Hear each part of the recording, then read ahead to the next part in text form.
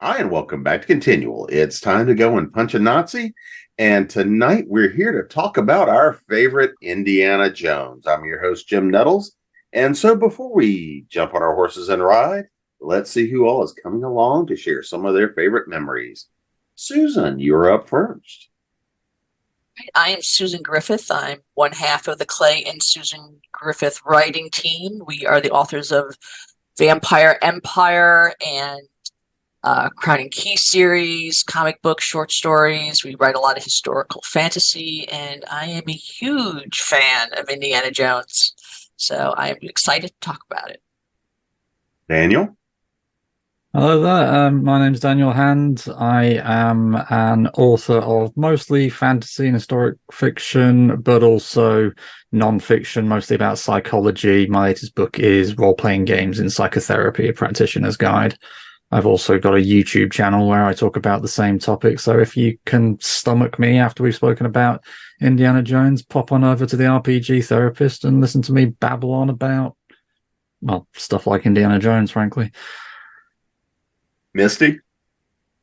Hi, I'm Misty Massey. I'm the author of the Mad Kestrel series of pirate fantasy adventures. When I'm not writing, I am a cast member on the Authors and Dragons actual play comedy D&D podcast. We play D&D to its absolute silliest level, and you can listen to our ridiculous adventures anywhere that fine podcasts are not. Joshua? Hey, my name is Joshua Palmatier. I write epic fantasy novels. I've had 9 books out so far, and hopefully get another trilogy out this next year. I'm also the founder of the small press Zombies Need Brains. Misty's been a part of that.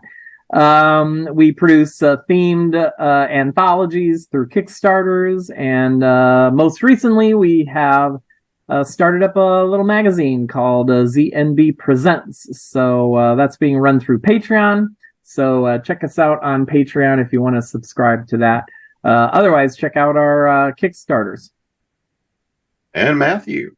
I'm Matthew Saunders. I write primarily historical fantasy, Gothic horror, Southern Gothic, Brides of Dracula, werewolves in the South who are Nazis in hiding. So that's a little relevant to this. And I'm also a huge Indiana Jones fan, so that's why I'm here. So I remember as a kid, Dad taking me to go see Indiana Jones because it was that whole thing of, I know he was looking forward to it as it reminded him of all the old good 40s and 50s serials. And, you know, being ready to run into kind of that historic fantasy and historic adventure. So I was a young kid and I got to see the first Indiana Jones run in the theater. So, Susan, what was kind of your introduction to Indiana Jones? Ooh, I was the same. I was a first timer when it first came out. I was a huge Star Wars fan. I was a psychotic Star Wars fan. Went to see it multiple times. And when I heard that Harrison Ford was going to be in a new movie, it was like, yeah, I have to see that too. Now, it was a movie that my mother would not have allowed me to see without lots of coaxing. So finally, when I did get to see it, and I took went with my mom. Yeah, she was not happy, but I was like thrilled when the faces melted. I was like super excited, and she's like, "Oh my God, I need to take my child out of here." But it was too late. I was already hook, line, and sinker. So I went and begged her to see it multiple times, and she's like, "No." But I wound up finding ways to go see it regardless. But I was a huge pulp fan. I mean, I grew up with pulps. And that was the angle I kind of used. Like, you know, Mom, I read all these pulp. This is going to be a pulp. This is very much like the pulp. So I'm never going to get another chance. And she was like, okay. And yeah, she regretted it. And then she goes, yeah, you're in. This is exactly what you love. I'm not going to fight anymore. But it was exactly what I wanted in every shape, way, and form. So I was super excited to see it finally. Daniel? Yeah, so I first discovered indie, I think whilst we were living in Germany, whilst we were on, we were stationed out there, and we only had one television channel at the time, SSVC it was called, and basically you had, because of that, you watched whatever was on. If it wasn't on, tough.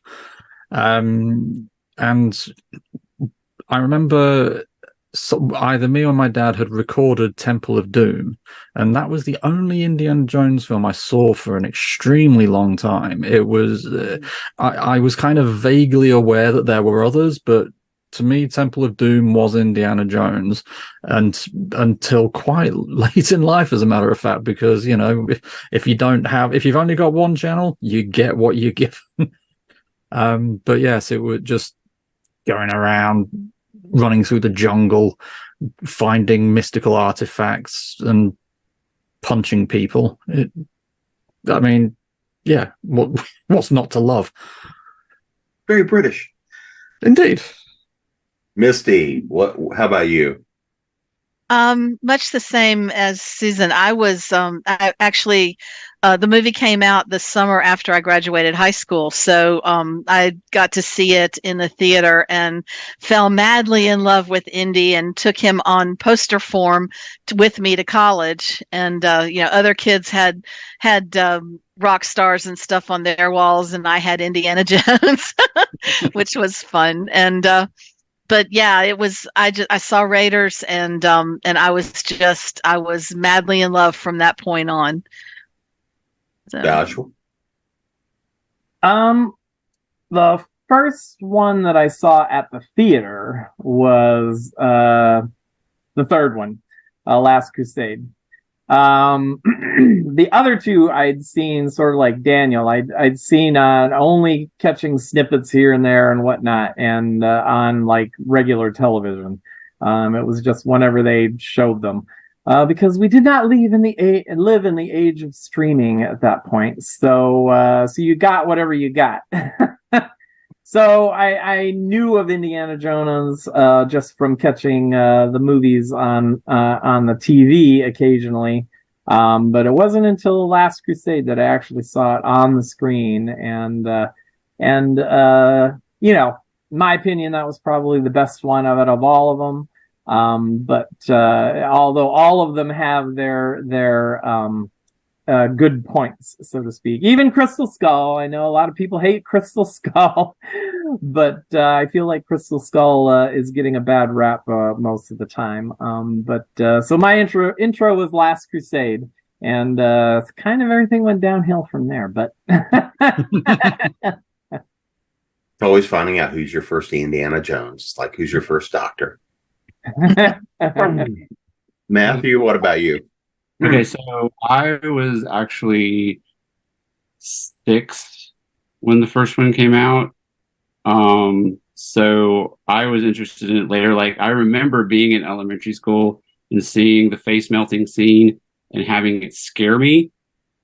And so I was not into Indiana Jones for a while. I was probably like 6th or 7th grade before I actually got into it, because I, saw them because I was, the mid to late 80s, so I saw them on TV, the first two on TV. But like by the time I got into high school, because I loved them when I actually watched them all the way through and was old enough to have the face melting scene not scare me. But by the time I got to high school, and I remember being in Spanish class in high school, and we watched Temple of Doom dubbed into Spanish, and this was like Spanish 1. So this was like Hola Juan, Hola Pablo, Donde está la biblioteca? We're at that level. So, when we're watching this, but I'm laughing at all the jokes in the movie. And everyone's like, oh my God, you understand what they're saying? I'm like, no, I have seen this movie literally 100 times, and I have the entire movie memorized. That's so I loved the action. I loved, the kind of play on the history and everything. And then when I finally got to see, Last Crusade, because Last Crusade, the same thing. Last Crusade was the one I actually saw in the theater for the first time. And so, by the time we got there, I was really excited about that one. And like I said, I love the history and the action and everything. history. So that was alternate history. Alternate history. Loose interpretation. Interpreted. Yeah, that's how we're gonna go with. Well, I'm gonna have to edit that part. So Daniel, looking back at all the films, what is your favorite? What's your favorite, and what's the time period? Why is it your favorite? What's the one for you that is your quintessential Indiana Jones? Wow. Oh, see, what my favorite is and what I objectively think is the best are not necessarily the same. My favorite remains Temple of Doom, largely because obviously that was my first experience, and I have read a lot of pulpy stuff as well, and just lost temples in the jungle with cultists climbing around everywhere and ripping people's hearts out. That was kind of the perfect story for me back then, and I'm still writing stories like that now. English Objectively, pardon? English barbecue. It had hearts. Indeed, yeah. I can say you've been here. I can see. You've got to get the right wine with it, though. That's the only problem. But I would agree with Joshua about Last Crusade objectively being the best. But if I had to take one to go to a desert island, it would be Temple of Doom, just because it had the it just hit everything in my imagination. And this was back in the day when China was still a long way away. China was very much another world. And to start a movie there and then fly on and jump out of a plane and then walk across India, that was just, that was adventure to a T, and I loved it. And we know that's what you did when you graduated from college, so including the jumping out of the plane. You have no idea what I did after graduating college, and if anybody finds out, well, it's been nice knowing you. So Misty, Yes. how about you? What's your favorite? Who's your quintessential indie? Sorry, I'm a little nervous now. No, my favorite. It's very close between Raiders and Last Crusade, but in the end, it's always going to be Raiders, and that is solely based on the treatment of Marcus, because in Raiders, Marcus is a smart and sophisticated and serious guy who is working with Indy. In Last Crusade, they turn him into a dunce, and that irritated the ever-loving fool out of me. Thank you. Same. Yeah, right? I mean, it was unnecessary. There was no point. They could have done exactly the same story without turning Marcus into a clown, and that irritated me. So for that reason alone, Raiders remains my absolute favorite. Joshua? Well, I've already said that Last Crusade's my favorite. I do agree, though, that they altered that character significantly from Raiders to Last Crusade. But I would also say that I think I like Last Crusade the best. I mean, part of it's probably that I saw it at the theater. It was the first one I saw at the theater.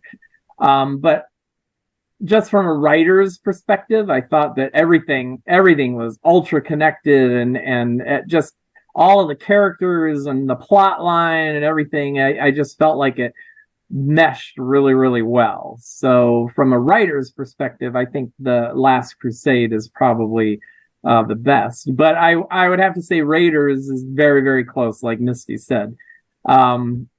Raiders felt more raw, I guess, and there is something to be said about the movies that are a little bit more raw in nature than the ones that are so slick. That's one of my issues with Tim Burton, actually, as a director. Is his early stuff is really, really raw, but his later stuff is just a little too slick for me to enjoy. And that there's kind of that feeling between Raiders and Last Crusade. Is Last Crusade's very, very slick.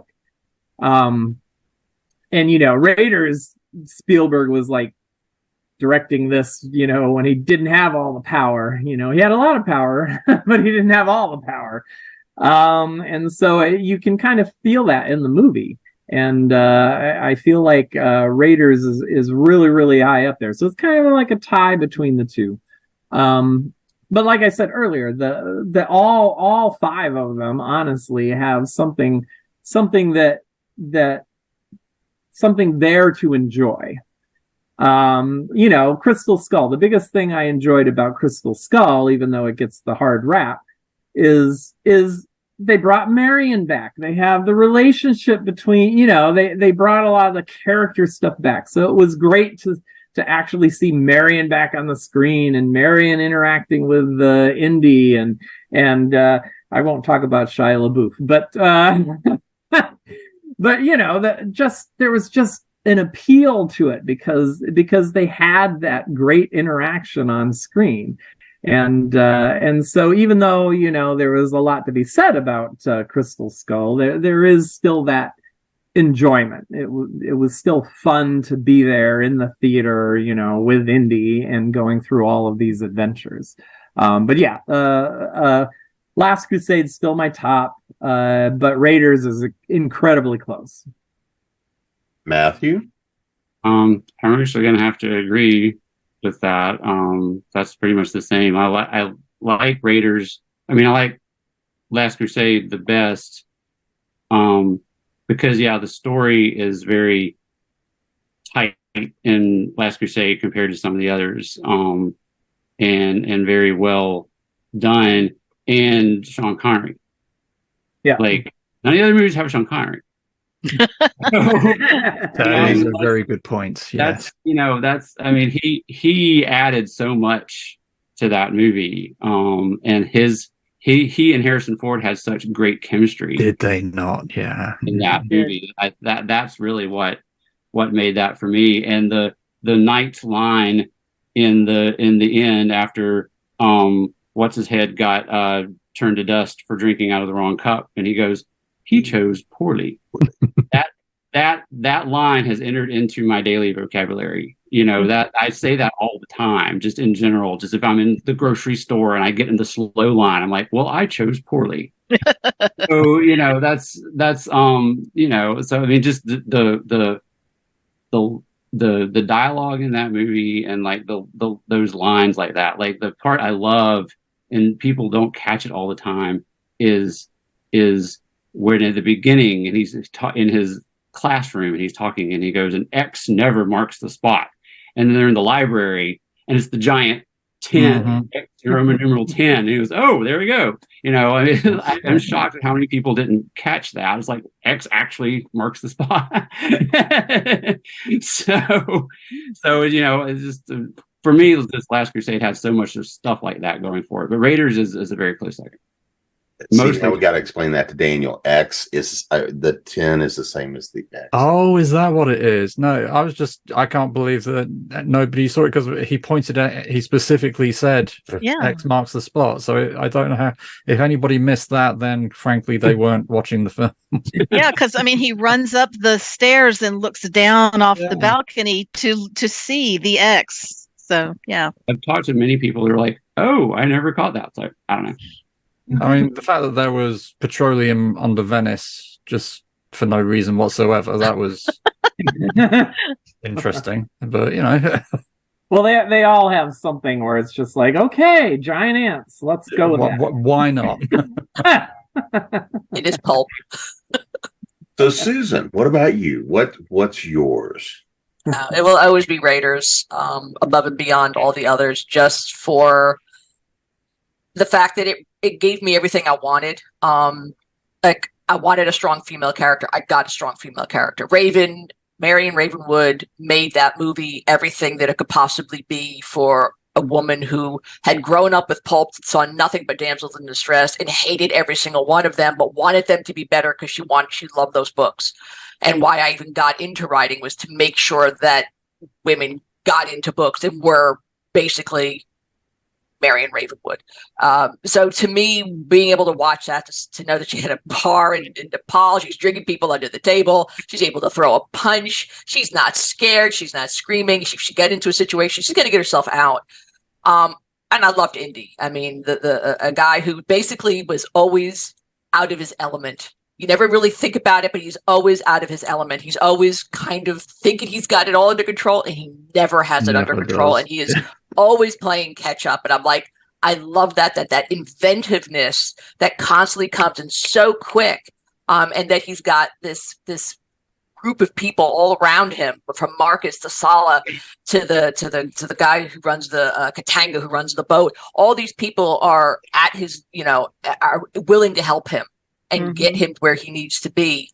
To me, was like the full rounded movie. You went from multiple locations. You went from the jungles of Peru to Cairo to all the places in my imagination that I wanted to go, and I got to see them in their glory. And as the other side, it's that rawness of it. It's that feel when you look at it. It was grainy material. It looked grainy on the screen, and it just had that. It just evoked in a memory. To me, I loved Last Crusade, but it will never be, because it kind of poked fun. They were all the actors were at the end. They thought this was the last thing. So they all wanted to poke fun at the whole concept of it. But to me, it was like so precious. I was like, I liked the humor, but it kind of demeaned. It turned Indy into this inept child again, which I understand the concept of it. That when your father comes, you're always going to be second best. It's always that kind of thing. But like Misty was saying, it took some of the characters and changed them. Sala, who cares about the camels? And it got very playful. It got too playful at some points. I still enjoy watching it because it is funny. Oh, yeah. And watching Sean Connery deliver his lines, it's fantastic. But it will never be, to me, the ultimate pinnacle of what that character in that universe was Raiders of the Lost Ark, when he was at his height. I love Temple, but only one. Oh, go ahead, Misty, before I go on. No, I was just going to say there's a line in Raiders that perfectly defines what you're saying. And it's when he says, I don't know, I'm making this up as I go, exactly. Which is Indy all the way through, the whole thing. Through. Yeah. Yeah. And it's great. It will always be the best. It was tightly written, best actors everywhere, from Milano playing Zapito to the guy who's playing Belloc. They were just all fantastic. So it was still my favorite. All right. Now I'm going to cause trouble just because I can. All writers here. How would you fix the Crystal Skull, Misty? I don't think I'd have made it aliens. Somehow aliens just didn't work for me. I don't know what I would do, but I think I would have made them some sort of earthbound unearthly creatures. I would rather they had been even like the Fae or something than aliens, because aliens just didn't quite fit the aesthetic for me. So I could have handled pretty much anything, them being anything, any other kind of cryptid or magical species on Earth, but somehow just the whole alien thing just didn't work for me. So. Joshua? Well, I think they went aliens because it was supposed to be set like in the 50s. And They're trying to tap into the Area 51. And of course, Spielberg's already known for aliens. And I mean, even Lucas is known for aliens and whatnot. So I think in their heads, in their minds, they were like, okay, aliens seems like a logical step. But yeah, I think going toward aliens is where they lost it. I think that's where they lost the audience.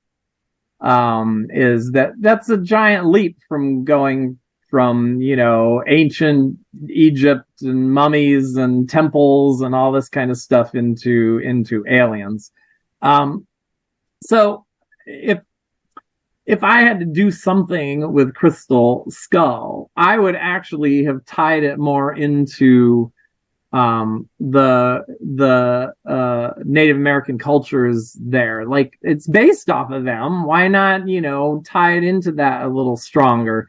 And instead of making it aliens, just make it make it a little bit more solidly about the cultures there at that time.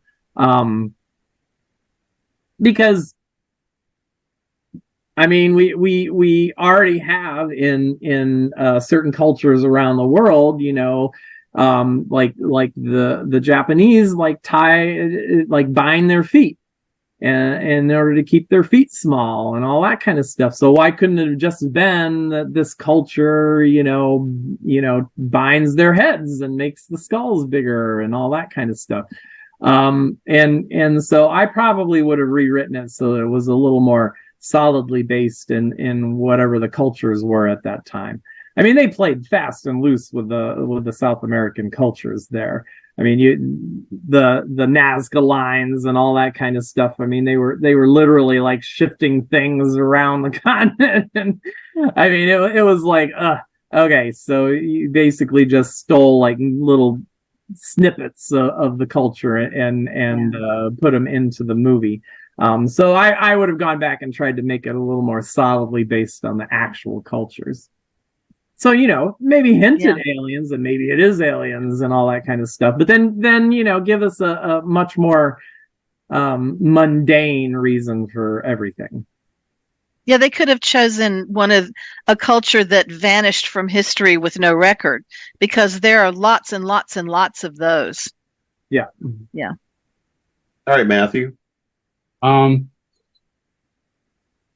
think the first thing I would have done is fix the refrigerator scene. That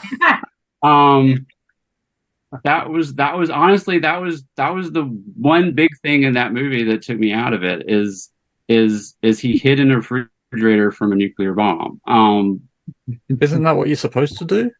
And then landed, like flew into the air and landed and didn't break any bones. It not just landed, it like bounced for like 300 feet.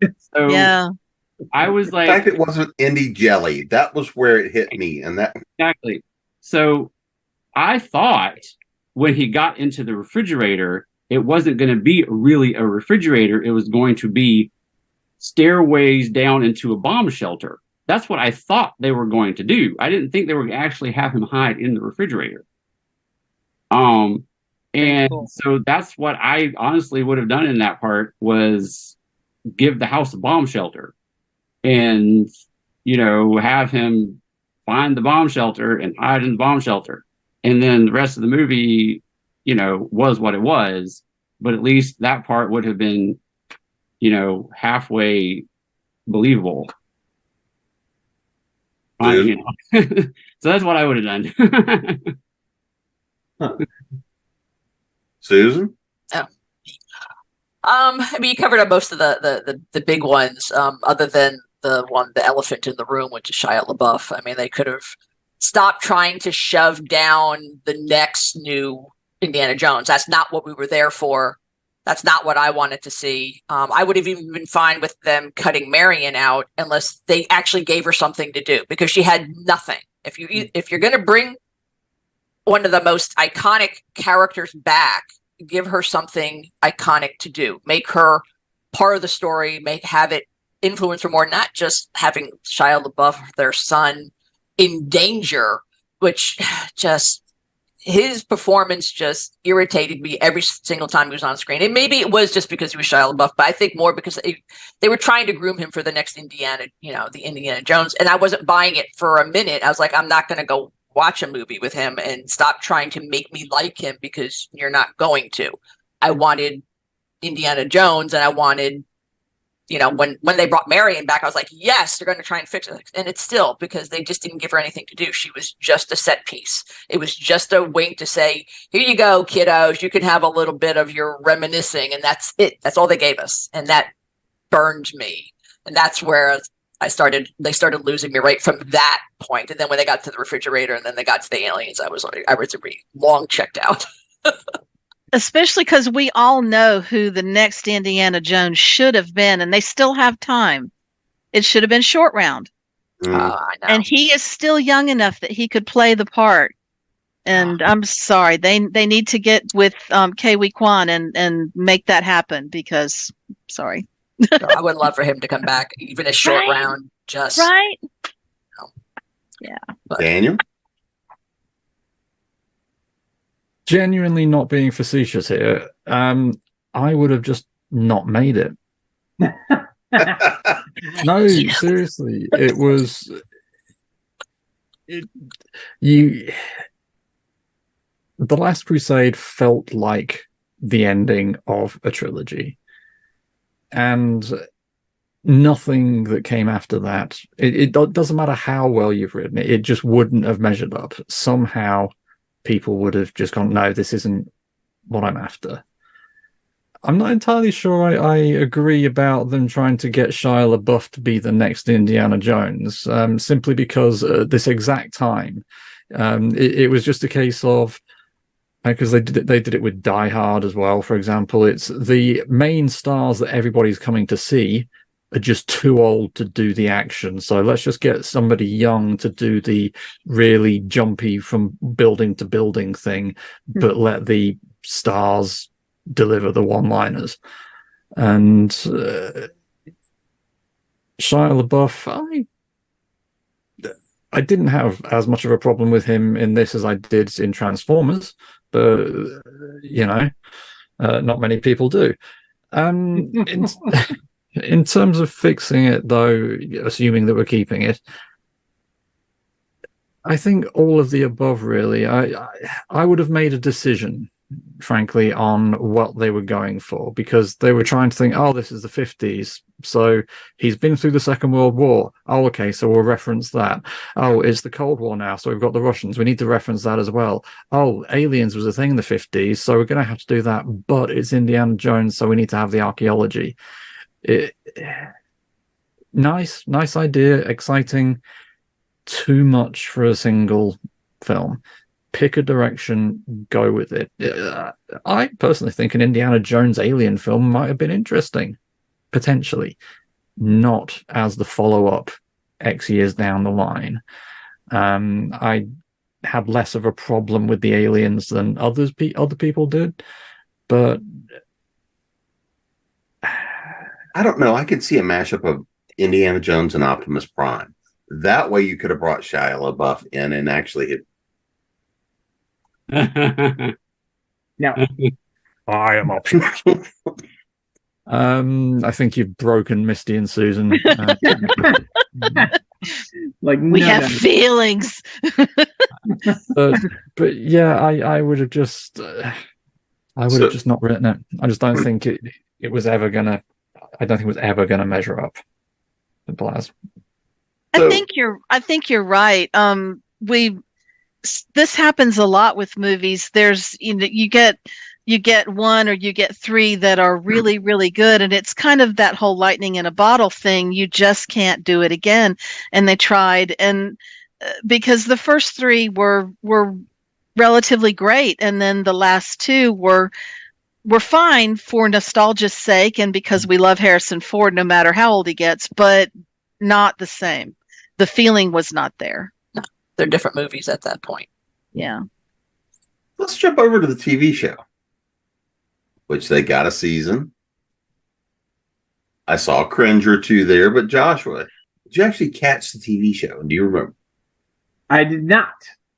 So I can't even say that I've seen any episodes of the TV show itself. So I can't. It was young Indiana Jones though, so they were trying to pull the same thing that they did in like Star Trek and stuff, where they went backwards instead of forwards. But yeah, I can't say that. I mean, there was it's probably because Harrison Ford wasn't there. I did not want to go back and see a young Indiana Jones, so I wasn't interested enough to actually tune in. I was much more interested in seeing something more with Harrison Ford as Indiana Jones. So, I remember catching a few episodes of it, and it was one of those things of, because remember, it was River Phoenix, and they worked in some of the tie-ins. There were some fun aspects to it. But Matthew, did you catch the TV show? I do remember one or two episodes of it. I thought they were fun. They were, that was kind of the what I took away from it is they were fun, and the actor that played Indiana Jones, he was pretty good in the role. Like, not good enough for me to remember actually who he was, but Sean Patrick Flannery. Right. Yeah, he was, he was good in the role, and I remember it being fun. That was because there was an episode where so a couple of them actually where he fought in World War One. I think he had to lie about his age to get in. But so there was, like I said, it was fun. Susan? Yeah, I mean, I enjoyed it. I mean, it was a nice play off The Last Crusade, that opening sequence with the River Phoenix, and then they basically pulled from that. So I enjoyed it. It was lighthearted. It didn't take itself too seriously, except when we started getting a little darker with some of the World War I stories. But I actually kind of liked that, because that was an element that we would never get in the movies. So I thought that was really intriguing. And Harrison Ford did show up for it. I think it was like one of the final episodes where it was he was in a cabin in a flashback. Yeah, well, I guess a flash forward. So I mean, it was kind of a nice touch for them to bring Harrison Ford in, probably just to help the sagging ratings of the show. But I still enjoyed seeing it. The overall, it did not bother me to watch it. I still watched it. At that point, I was still watching a lot of things still on television and enjoying them if they had some resonance to me, which it did. So I did enjoy it. I like the characters. I can't remember all of them that were in it, but there were some intriguing people. His friend, I know George Hall was one of the villains with an eye patch. I can't remember everything, but there was some clever bits that they did with it, I thought. Daniel, did you catch the TV series? I did, as a matter of fact, and I was very young when I watched it. I might well have. There's a chance I might have seen Young Indiana Jones before I saw any of the films. I can't imagine that was, but there is a chance. I enjoyed it for what it was. It was adventure television set in history, and I'm sold, frankly. Especially things like the First World War, because there was a period, well, I mean, I don't know if it's still the case, but that was the only history you were taught in schools was the First World War and the Second World War, and that was about it. And so seeing the First World War on television represented was, oh, cool, yeah, let's go and watch this. Later on, once I was familiar, once Indy was actually a part of my life and I was able to go back, I really enjoyed it because it did kind of signpost how he became who he was, while at the same time him being the same character, making the same kind of decisions. Because I don't think he just lied about his age. I think he actually got it. He joined up the French army, I believe, because America wasn't involved in the war and he wanted to fight. So he called himself, was it Captain Lieutenant Defense or something like that? Wasn't something it? like that, yeah. And when they, I loved some of the flashbacks. They went to the Meteora in Greeks with his dad, and I loved the way the actor called him Junior. It wasn't Junior, it was Junior, and just there was a lot of affection there, and it was an early 90s TV show. These things aren't going to be as flashy as they are these days, but you're talking to somebody who, because he lives in the UK, the alternative was watching things like Hello, Hello, which was a comedy set in World War II France, which I absolutely adored. But, that, again, it goes back to back then you got what you were given. And Indiana Jones, the young Indiana Jones, I thought was certainly better than a lot of the rubbish that was on at the time. I mean, it took you through a journey through a lot of points in history, which I kind of liked. I liked the whole Mata Hari thing. They did something with Tutankhamun and Howard Carter. So they had a lot of little touches that I thought were intriguing that you didn't see in regular television as much. I mean, I think one of the interesting points about both the Young Indiana Jones Chronicles, but also the movies, is there's a very James Bond-esque touch to it. You know, it's international man of mystery going around seeing the sights, happening to get into trouble and have to punch or shoot his way out of it. There was just, again, back in the day when the world was a bit smaller or bigger, whichever one you want to say, all of these things were a long way away and they just played with the imagination. Whereas, you know, we've got too much knowledge of the rest of the world now. And if either the film or the series were made now, that's not accurate. Come on, that didn't happen. So, you know, Matthew, looking at all the films, looking at everything else, and you kind of hinted at a little while ago is, I mean, how ingrained so many of the lines become for us, right? There's so many great lines, so many great scenes. What is your favorite scene throughout all the films? Wow. That's hard. I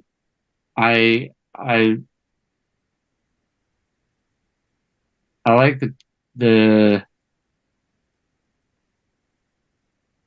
I like the bridge scene in Temple of Doom.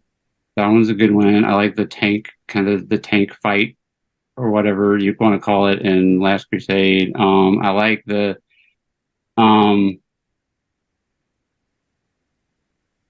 you know, that's hard. I always go back to, you know, I like the when they're in the you know, what's behind you in your scene in Last Crusade,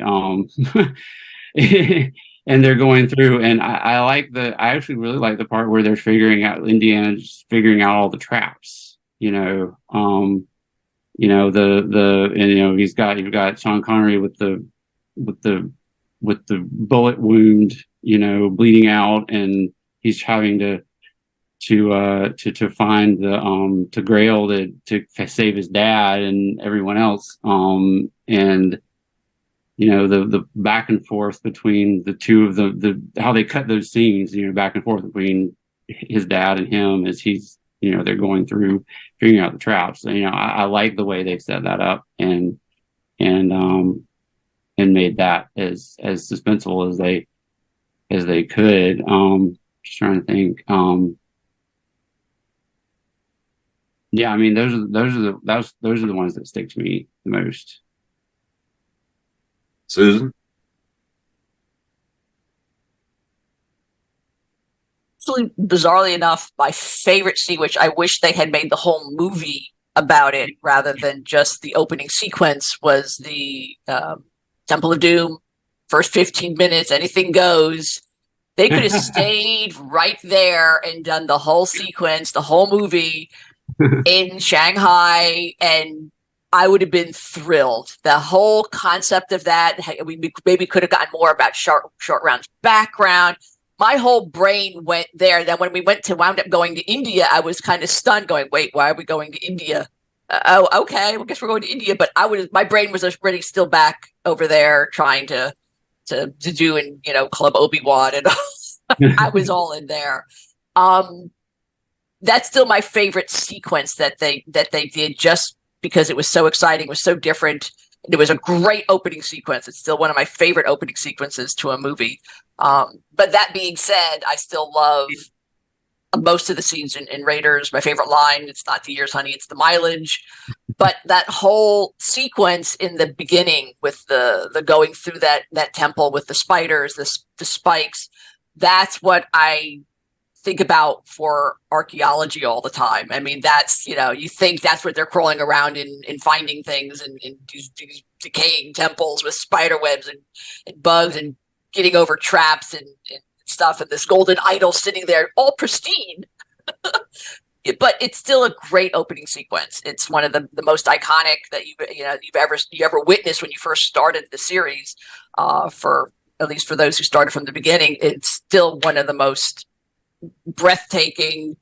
I remember I was just like on pins and needles the whole time. So to me, that opening sequence is still one of my favorite sequences to just start off a movie. It told you everything about that guy right from the start. You didn't need anything else, even to the plane with the snake. I hate snakes. What's just my pet snake, Reggie?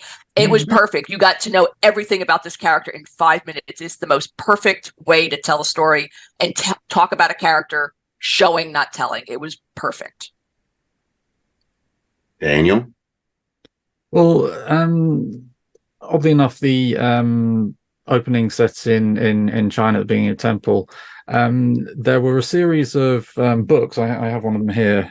Find Your Fate adventures. They're just basically choose your own adventures. But there was one of them done about how Indy found the Niraji, the Last Emperor, Manchu Dynasty. Yes. Right. It's late here. I'm going to get my mute off. There were words, and I was trying to get them out, but they yeah. The teacup runneth empty. Yeah. But the thing that does get me, that does kind of go, what about that particular sequence was where she said, "Wow, he's made 2 holes in my dress from Paris." I'm sorry, that is a Chinese dress. You got a Chinese dress in Paris. I mean, there were easier ways to get that, darling. But no, my favorite moments were the bickering between Indy and his dad in Last Crusade. Dad. But my favorite single one was those people are trying to kill us. I know. You know, said in the tone of voice of every teenager everywhere who just wishes their parents would stop talking. Yeah. Misty? I've got 2. The first one is, they're both from Raiders, but the first one is when they've loaded onto Katanga's ship, and Marion is trying to talk to Indy, and Indy just wants to lay down and go to sleep, and he keeps saying, "No, it hurts, and she says, "Well, damn it, Indy, where doesn't it hurt?" And the whole bit after that, not here, so that she'll kiss him. I love that. And the other is a line, but it's in the cafe when Indy thinks that Marion is dead, and Belloc is there talking to him and taunting him a good bit. And Indy stands up and threatens him, and so everybody pulls their guns, and all of a sudden Sulla's children come running in to save him, and Belloc says, "Next time, Indiana Jones, it will take more than children to save you." And I love that. So the pulp, the one-liners. I mean, Temple of Doom, don't drop them; they'll be found. You won't. Yes, absolutely. So over the top in the perfect way. And in Last Crusade, when Sean Connery says, "Well, I thought you were a Nazi," and he says, "Dad, they come in through the door." That was hilarious. I have to admit, out of that, one of my favorite lines is, "Indiana was the dog." Fond memories of that dog. Joshua, how about you? What's your memories? Probably the favorite scene, I guess, would be at the end of Last Crusade when his dad actually calls him Indiana instead of calling him Junior. That might be the character writer in me, because that just felt like that was the epitome of that character, those 2 characters' arcs. Is the father-son arc, and that's the end of it. That's where everything, even though they've been bickering the entire film and everything, you're just like, okay, that's where everything gels and everything comes together, and you're just like, okay. everything's perfect now, and you know, like he says, let it go. And I thought I'd lost you, boy. Oh, that's my line. Yeah. So that scene where he actually ends up saying Indiana or calling him Indiana, that in my opinion, that's probably the perfect scene out of all of the movies. So let me throw this out there as kind of an open question, because I mean this has been an iconic series, right? Films, books, TV, games, all the different ways we've seen it. And in so many ways, looking at this, it's a celebration of pulp, right? It's almost pulp done at that pinnacle level. And it's the thing that really keeps pulp culturally relevant. You know, to me, it's one of those things of it's a series we love. It's characters we know. It's characters we've all kind of grown up with in our various ways. You know, what do you think the long-term sort of just cultural zeitgeist, that cultural memory, that cultural value is going to be of Indiana Jones and all these assets to come?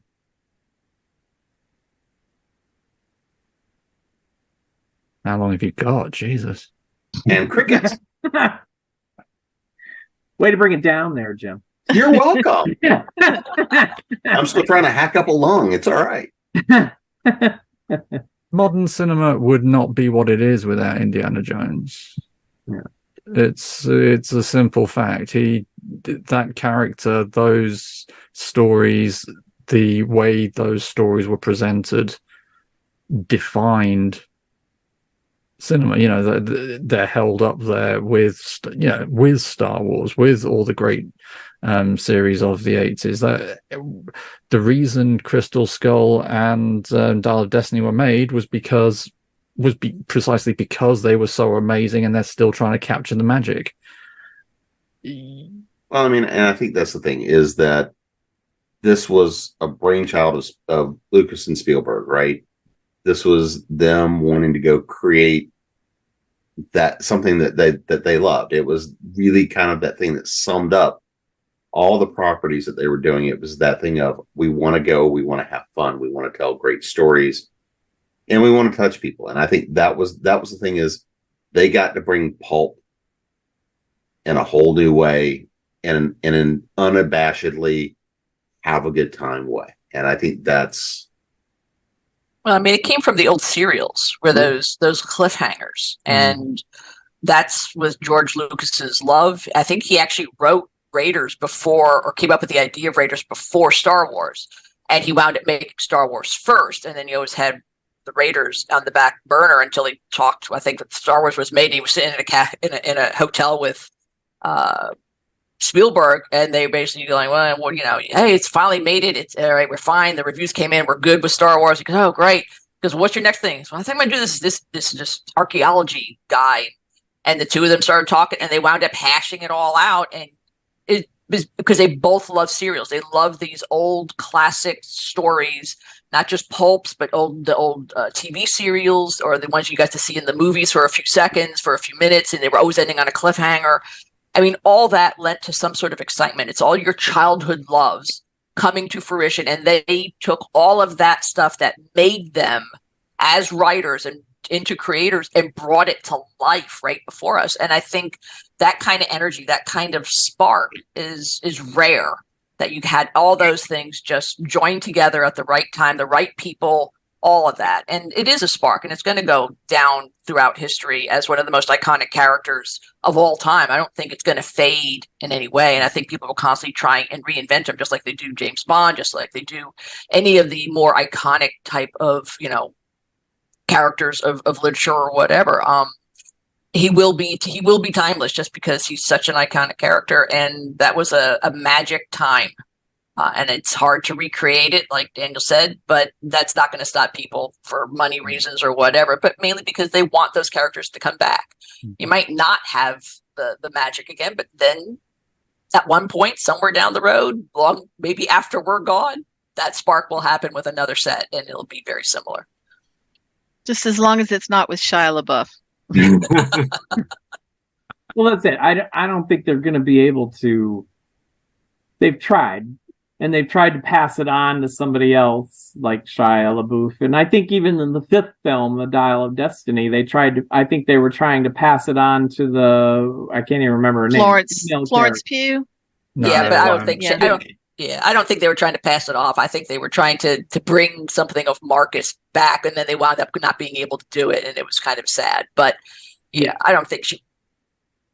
Yeah, and I don't think they ever will be. I mean, I think it will always and forever be Harrison Ford, and I don't think they're going to be able to shift that on to anything else. That basically they need to find something new, something that's not. They will somewhere down after we're gone for the people who are so entrenched in it. We're too entrenched to let it go. I would say the best Indiana Jones film outside of Indiana Jones. I mean, it was still terrible, but the concept was a good idea. It was the Tomb. Well, forget the films, but the Tomb Raider games. You know, yeah. Just, I mean, that is Indiana Jones, just with inny and outy bits. Well, I liked the Librarian movies with Noah Weil. I thought they were good. They were a good deal cheesier than Indiana Jones set out to be. I mean, they were cheesy right off the bat. They knew that they were, and so it was okay because they knew what they were doing and they didn't mind. So but they're a lot of fun. Now, of course, the third one was a little more hokey than the first two, but I thought they were fun. Mm-hmm. Well, I think we'll pick that spot to put on our hats and bullwhips. But before we get out of here and ride off into the sunset, let's make sure everybody knows where to find you guys. Website, social media, of course, that book that they need to have. So, Susan, you're up first. Find me at ClayandSusanGriffith.com. You can find me on Facebook, on Blue Sky. Usually it's Susan Z. Griffith, Z as in zebra. But you can also find Clay out there on social media. And I think that's pretty much most of the place you can find us. And, of course, right here on Continual. Daniel? Yeah, you can find me on YouTube. I'm the RPG Therapist. You can find me on Facebook, Daniel Hand. My website is Monomyth Counselling with 2 L's because I'm British.co.uk. And you can sign up for my monthly-ish newsletter and you'll get a free RPG adventure pack just for subscribing. But yeah, come along, join the adventure, and I'm now thinking, what's that Indiana Jones RPG? I need to go and play that now. Before you go to bed. Indeed. Misty? You can find me at mistymassey.com. I'm on Facebook. I'm on Blue Sky. I do still have an occasional presence on the website that formerly known as Twitter. I'm a lot more busy on TikTok these days. I'm learning how to make videos and having great fun making videos of my neighbor's chickens, which everybody seems to want to hear about instead of about books. Who knew? But I'm also, as I mentioned before, a cast member on the Authors and Dragons podcast. We play D&D to its absolute ridiculous level. So please do come and listen to our shows and enjoy it. You can hear it on anywhere that you find podcasts, or we do also have a YouTube channel. Joshua? You can find me at joshuapalmatier.com, and on Facebook, it's Joshua B. Palmatier, and on X, Twitter, whatever the hell it is, it's Ben Tate Author, which is a very long story, but Ben Tate Author on Twitter. And I guess I forgot to mention this in the last one. I'm also on Blue Sky now. Look for Zombies Need Brains on Blue Sky. For Zombies Need Brains, just look for zombiesneedbrains.com. And then on Facebook, Zombies Need Brains. On Twitter, it's ZNBLLC. And like I said earlier, we have a Patreon. So stop by the Patreon, become a subscriber to our magazine, and there's a bunch of other extra stuff there as well. And Matthew. So my website is jmsaunders.com. I have links there to all my social media, mostly these days just on Facebook and Instagram.